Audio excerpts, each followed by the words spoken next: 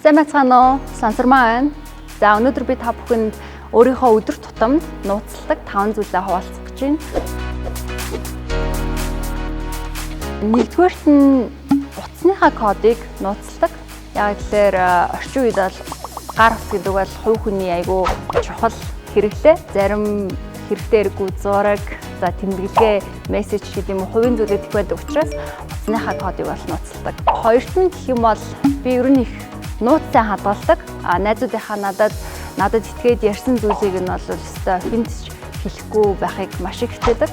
Тэгэхээр найзуудынхаа нууцыг бол хадгалт юм байна. Гуравт нь гэх юм бол энэ жоохон сонир санагдаж магадгүй. Гэхдээ би өөрийнхөө голыг зорилгоо жоохон нууцладаг. Яагаад тэгэхээр надад яг чи хэлчихээр нэг тийм нөө жинкс гэдэг шүү дээ тий. Тийм болох гэдэг амар санагддаг. Тэгээ дээрээс нь надад хийснийхаа дараа хүмүүст хэлэхээр илүү кайфтай гоё санагддаг. Бас бодоодсэн чинь баган нууцлт юм шүү. За дөрөвт нь гэх юм бол би хувийнхаа амьдралыг сошиал медиагаас бол нууцладаг. Яагаад тэгэхээр зөвхөн надад ирж байгаа тэр их олон анхаарал зарим хүнд ирэхээр туггүй байдаг.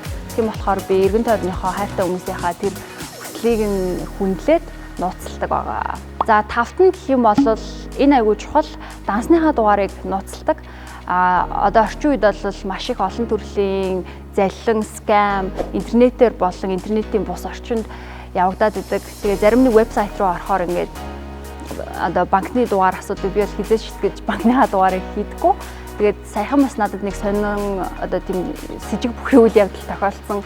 Найзгаа хүлээгээд зогсож исэн чинь огт танихгүй залуу ирээд надаас би өөрөө данслан мөнгө шилжүүлээд ингээ ATM-ээс авч болох уу гэж асуусан. Тэгээд огт танихгүй хүн ийм үйлдэл асуусан миний хувьд аягүй с жигтэй байсан учраас би бол татгалсан байгаа. Энэ мэтчлэн олон ийм интернетийн болон интернетийн бос орчин заллингийн үйлдэлүүд их байдаг нийгэмд бид бас өөрсдөө аягүй сайн хамгаалах хэрэгтэй гэж боддог. Тийм болохоор дансныхаа дугаарыг хамаагүй хүмүүст бас битгий өгөөрэй. Эргүүлээд бас өөрийг чинь асуудалд оруулж магадгүй гэж боддог. Тийм болохоор дансныхаа дугаарыг маш их нууцлт юм байна да. За ингээд миний өдөр тутамдаа нууцладаг 5 зүйл магадгүй хэрэгтэй аль нэг нь хэрэгтэй санагдвал амьдралдаа хэрэгжүүлж үзээрэй. Тэгээ амжилт хүсье, өдрөө сайхан өнгөрүүлээрэй. Bye.